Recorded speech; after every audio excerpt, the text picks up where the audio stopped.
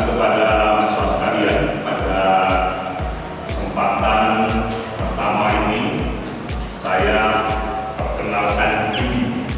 Saya adalah Dr. Solihuddin Sarifah, pengampu daripada Ibu Agraria.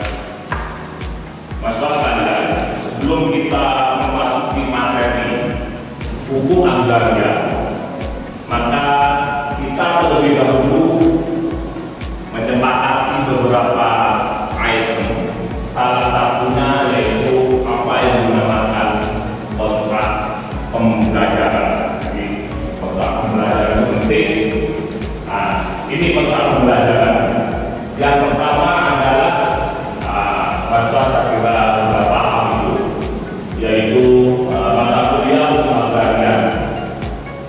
Ya, program studi hukum kelas A ini.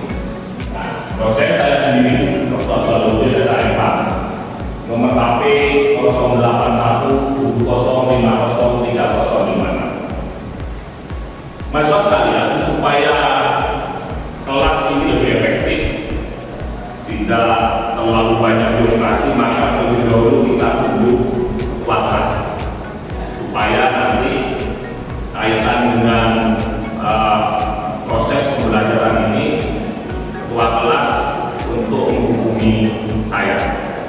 Ya, saya kira untuk ketua kelas kita sepakati yaitu saudari Asri Kumanisi. Ya. Nah, ini coba berdiri. Nah, saya kira nggak asing kita tahu saudara ini ya. Asli adalah teman satu anak. Nah, apakah ada yang tidak setuju terkait dengan penunjukan Asri sebagai ketua kelas? Setuju ya? Ya, oke. Nah, setelah kontrak pembelajaran ini, maka kita akan membahas batasan kadar antara dosen dan mahasiswa. Ada yang namanya tata tertib perkuliahan. Tata tertib perkuliahan itu satu adalah tercatat sebagai mahasiswa aktif, bukti mempunyai masa studi. Saya kira mahasiswa sudah termasuk yang aktif, tidak mungkin kalau aktif bisa masuk. Ya. Yang kedua adalah mahasiswa yang mengulang mata kuliah, nilai akhir pembelajaran didasarkan pada nilai yang terbaik. Karena ada sebagian mahasiswa dengan nilainya B maupun A, sehingga dia harus mengulang kembali supaya mendapatkan A. Kalau memang nanti akhirnya A, maka nanti nilainya A. Kalau umpama nanti nilainya sekarang campur C, tetap yang menjadi nilai adalah B. Yang ketiga adalah mengikuti perkuliahan dengan berpakaian sopan, tidak menggunakan kaos oblong dan alas kaki sandal, tidak merokok dan menggunakan obat-obat terlarang. Saya kira jangan sampai ada oblong, dosennya pakai jas, masa nggak pakai oblong, itu nggak sopan, nggak etis ya di dalam. Maka tetap rapi, nggak boleh nggak begitu mahal-mahal, tapi rapi, sopan ya. Terutama jangan sampai pakai sandal jepit di sini ke kuliah. Dosennya sudah pakaian bagus, nanti mahasiswa pakai sandal jepit, ya, jangan sampai. Yang keempat, kehadiran perkuliahan yang kurang 80% tidak diizinkan mengikuti ujian akhir semester. Absensi itu sudah secara online. Jadi nanti Anda akan mengabsen dirinya hadir kehadiran itu melalui aplikasi yang ada yang sudah disiapkan oleh platform. Jadi nanti Anda tinggal mengisi bahwa Anda sudah masuk. Kalau Anda tidak memenuhi 80%, secara otomatis nama Anda ditolak. Itu secara otomatis, tidak usah komplain-komplain karena itu Anda yang mengakses. Kalau kurang ada yang ditolak kalau 80%. Yang kelima adalah mahasiswa wajib mengikuti tepat waktu. Mahasiswa yang terlambat lebih dari 15 menit tidak diperkenankan mengikuti perkuliahan. Jadi 15 menit itu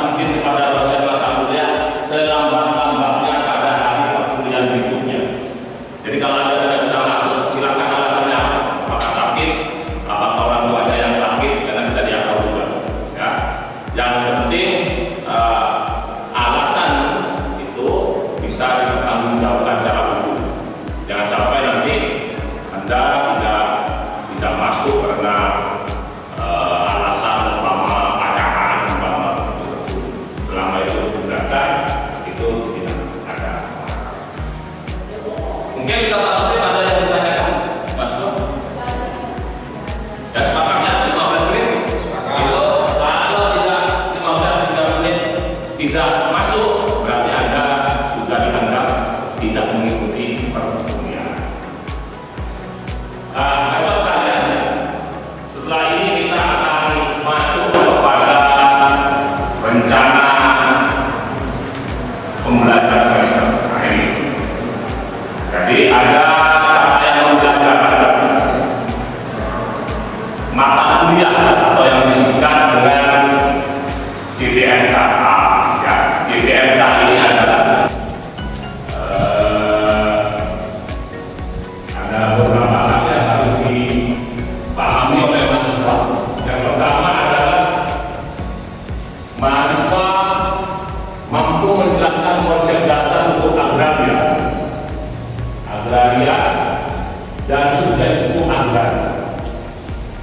Yang kedua, capaian yang kedua, GPMK 2 adalah mahasiswa mampu menjelaskan sejarah dan asas hukum dalam aspek hukum agraria. Yang ketiga, GPMK ketiga adalah mahasiswa mampu menjelaskan dan membedakan macam-macam hak atas tanah dan hukum agraria di Indonesia. Jadi pada prinsipnya GPMK itu bagaimana Anda bisa memahami hukum agraria di Indonesia secara komprehensif. Mulai dari sejarah kita ada bagaimana nanti Anda mengetahui hak-hak yang ada di Indonesia, ada hak milik, hak rumah bangunan, hak guna usaha, ada hak pengelolaan. Yang ketiga, jangan lupa bahwa hukum agraria itu mengatur mulai dari masalah udara, tanah, juga terkait juga masalah apa yang terkandung di dalam tanah. Itu nanti dalam hukum agraria kita akan bicarakan atau membahas. Berikutnya, di dalam proses pembelajaran ini, mahasiswa ada kemampuan akhir yang tahapan pembelajaran itu ada tiga. Ya. Ada 3 aspek. Ada yang dinamakan aspek kognitif, berpikir. Dan mahasiswa itu harus berani bersuara, berani berpendapat. Yang kedua, afektif itu adalah emosi. Ya, harus bisa mengendalikan diri. Ya, jangan sampai seperti pasar, tidak bisa mengendalikan diri. Yang ketiga, psikomotorik gerakan. Gerakan itu jangan sampai bisa mengganggu aktivitas daripada mahasiswa-mahasiswa yang kuliah. Nanti baru nanti ada subcapaian GPMK. Ada beberapa hal yang harus diperhatikan oleh mahasiswa dari capaian-capaian itu. Capaian pertama utama, mahasiswa mampu memahami dan menjelaskan definisi dan subjek hukum agraria secara umum beserta dasar hukum. Anda tahu Undang-Undang Nomor 5 tahun 1960, PP 24 tahun 2007 dan sebagainya. Itu dan kita. Yang kedua adalah mahasiswa mampu menjawab pertanyaan tentang definisi subjek hukum agraria secara umum beserta dasar hukumnya. Yang ketiga adalah afektif ini. Mahasiswa mampu membedakan antara definisi hukum agraria dan aspek pendidikan dalam arti. Ini yang harus saudara tahu. Di dalam pembelajaran ini kita akan dibatasi oleh 16 pertemuan. 16 pertemuan itu dari berbagai materi. Ya. Materi pertama umpama mahasiswa sekalian, untuk yang ada kaitannya dengan hukum agraria silakan, semuanya boleh.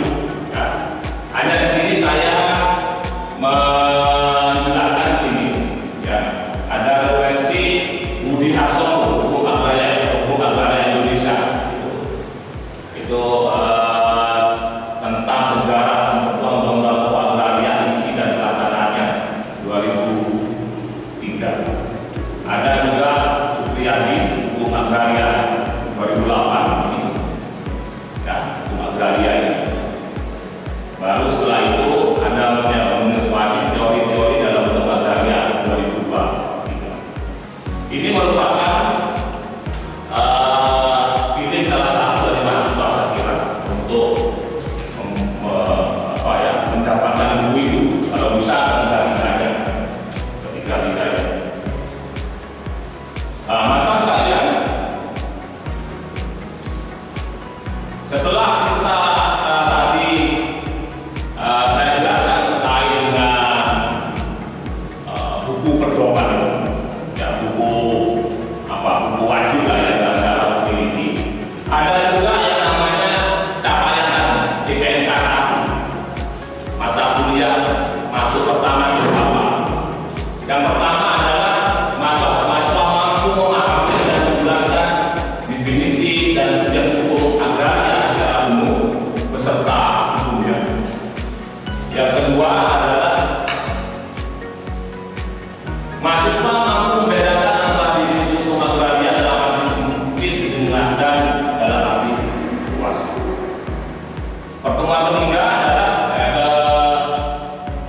ketiga adalah mahasiswa mampu menjawab pertanyaan tentang definisi dan subjek hukum agraria secara umum beserta dasar hukum. Pertemuan keempat yaitu memahami dan mampu memahami sejarah perkembangan hukum agraria dari masa penjajahan hingga saat ini. Nah, sekarang ini sudah banyak perubahan yang harus kita pelajari dari materi pokok. Kelima adalah mahasiswa mampu menjawab pertanyaan tentang perkembangan hukum agraria mulai dari penjajahan hingga saat ini. Mahasiswa mampu memahami dan menjelaskan tentang sumber hukum agraria nasional beserta sifat dan karakternya. 7. Mahasiswa mampu menjawab pertanyaan tentang sumber hukum agraria nasional beserta sifat dan karakternya. Nah, ini nanti setelah itu baru evaluasi yaitu dengan UTS, evaluasi tengah semester. Nah, jadi biasanya bisa berbentuk langsung diberi soal atau dalam bentuk diberikan untuk membuat materi. Terserah nanti bagaimana nanti kita akan memberikan UTS. Yang kedelapan, UTS yang ke-9 adalah bagaimana mahasiswa mampu memahami dan menjelaskan tentang asas kebangsaan, hak menguasai negara, pengakuan hak wilayah, dan kepentingan umum beserta dasar hukumnya. Yang ke-10, mahasiswa mampu menjawab pertanyaan tentang asas kebangsaan, hak menguasai negara. Ya. 11. Mahasiswa mampu memahami dan menjelaskan tentang hukum agraria nasional berdasarkan hukum adat, asas fungsi sosial, asas land reform, tata guna tanah, dan pendaftaran tanah beserta dasar hukumnya. 12. Mahasiswa mampu menjawab pertanyaan tentang hukum agraria nasional berdasarkan sama hukum adat, asas fungsi sosial, asas land reform, tata guna tanah, pendaftaran serta beserta dasar hukumnya. Itu saya kira ya untuk capaian pembelajaran.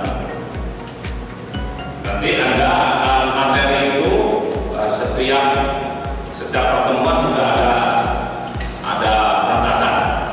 Nah, ini materi apa sekarang dan sekarang materi apa sekarang materi apa macam itu. Lalu setelah ini kita akan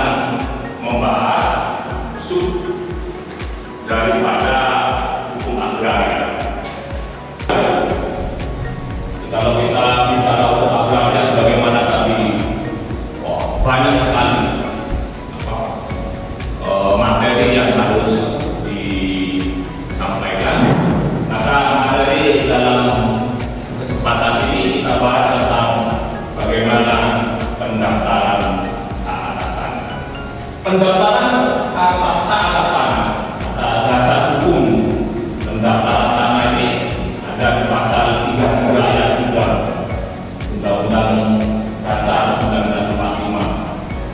Itu pasal ini menjadi landasan filosofis dari pendaftaran tanah yang menekankan bahwa bumi dan air dan kekayaan alam yang terkandung di dalamnya dikuasai oleh negara dan dipergunakan untuk sebesar-besarnya untuk kemakmuran rakyat.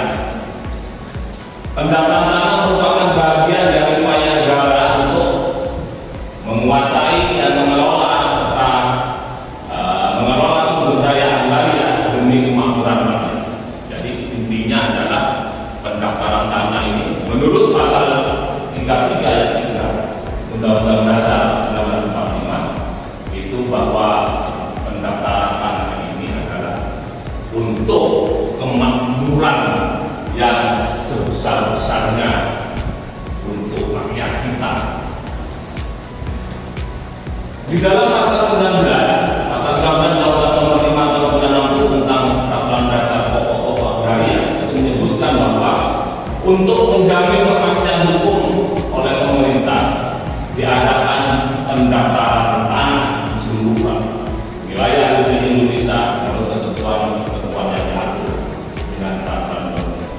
Jadi itu salah satu pendaftaran tanah itu untuk menjamin kepastian hukum supaya masyarakat yang mempunyai tanah itu dijamin kepastiannya, tidak lagi menjadi sengketa.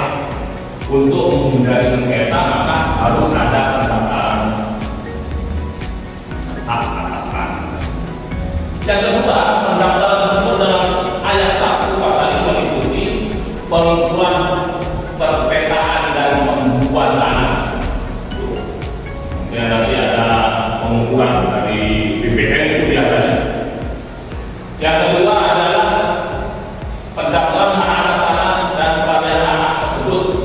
Jadi biasanya di dalam konteks pendaftaran tanah ini banyak dari sertifikat ke sertifikat, ada dari POSB ke sertifikat, ya. Ada hak guna bangunan ke sertifikat. Ini merupakan sesuatu yang perlu dipahami sehingga pendaftaran atas tanah ini penting agar supaya yang ada orang mendapatkan hak itu dengan benar. Ketiga adalah pemberian surat tanda bukti hak yang berlaku sebagai alat bukti yang kuat. Nah, ada jenis hak, ada hak milik, hak guna bangunan, guna usaha, hak pengelolaan. Itu nanti tergantung daripada seseorang memiliki yang mana. Ketiga adalah pendaftaran tanah diselenggarakan dengan mengingat keadaan negara dan masyarakat, keperluan lalu lintas sosial ekonomi serta kemungkinan penyelenggaraannya menurut pertimbangan Kementerian Agama. Itu jadi karena negara kita ini mulai Sabang sampai Merauke itu dari dalam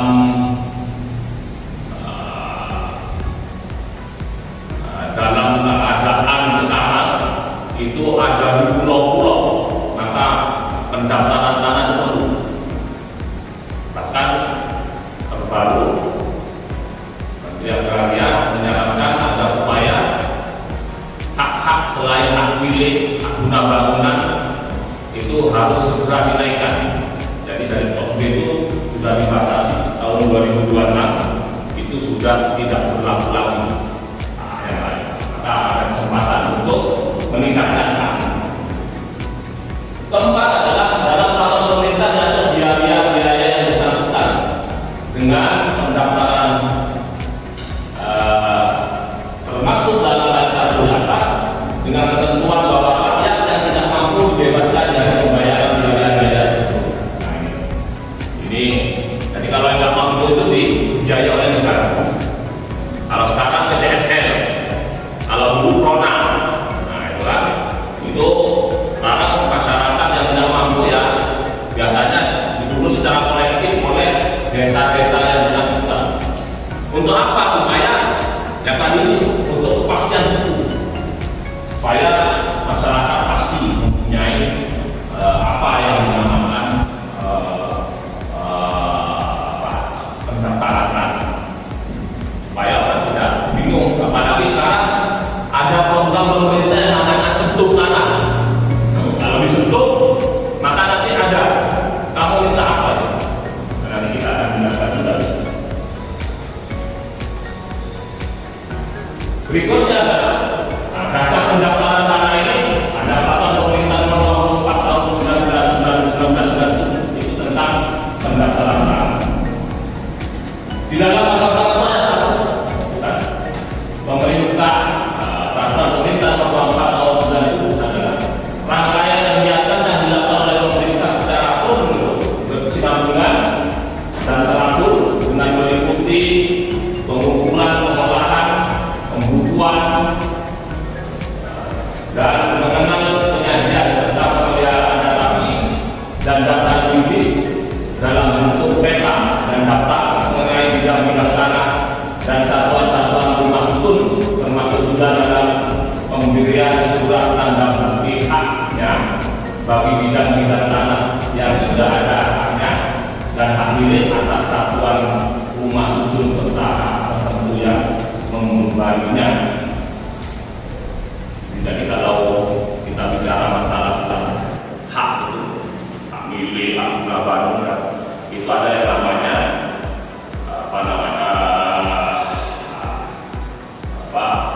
data fisik dan data yuridis. Jadi nanti akan dikoreksi oleh pihak DPR. Asas-asas dalam pendaftaran tanah itu ada asas sederhana. Itu apa asas sederhana itu? Bahwa dalam pendaftaran dimaksud ada ketentuan pokok maupun prosedur dengan mudah dapat dipahami oleh pihak-pihak yang berkepentingan, terutama para pengguna. Jadi sederhana banget kalau kita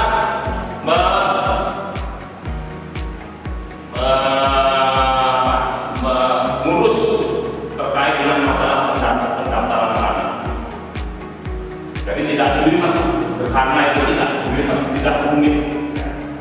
Yang kedua, asas aman.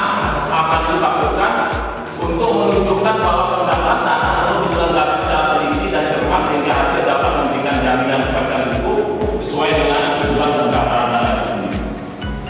Makanya aman itu artinya harus secara teliti, harus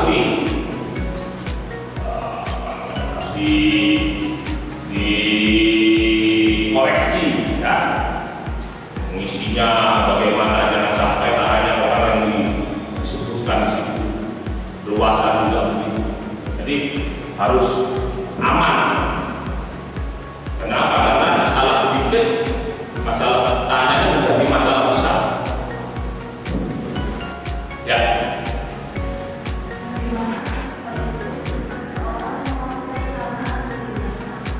Tidak di dalam tanah yang sama. Ya tambah ini. Kalau ada seseorang yang masuk menguasai tanah yang bukan haknya, maka ada dua implikasi. Ada implikasi hukum pidana dan ada implikasi hukum perdata. Kalau umpamanya masuk ke tanah orang lama ini kan, tidak bisa dipidanakan, bisa dilakukan. Tapi ketika dia itu menguasai orang yang tidak berpidana, maka dia bisa berhak orang yang memiliki tanah tersebut mengusirnya. Kalau tidak mau ya kita laporkan biasanya atau kita gugat secara perdata. Karena sekarang ini sudah tidak ada lagi tanah-tanah yang kosong tidak ada pemilik. Kalau tidak ada pemilik kan pasti milik negara itu biasanya. Kan seperti ini kan ada hak milik, ada tanah hak pengelolaan, ada tanah wakaf, ada hak milik atas satuan rumah susun, ada hak tanggungan, ada tanah. Kalau hak tanggungan gimana? Biasanya hak milik itu di atasnya ada hak tanggungan. Kalau hak tanggungan berarti tanah itu sedang diagunkan.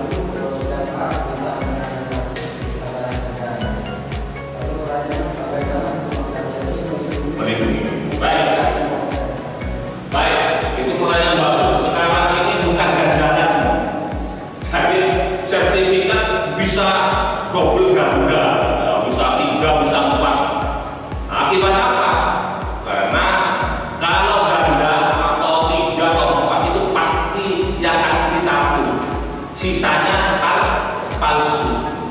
Aspal asli tapi palsu itu bisa. Akibat apa itu? Itu kecerobohan dari masing-masing orang-orang yang terkait.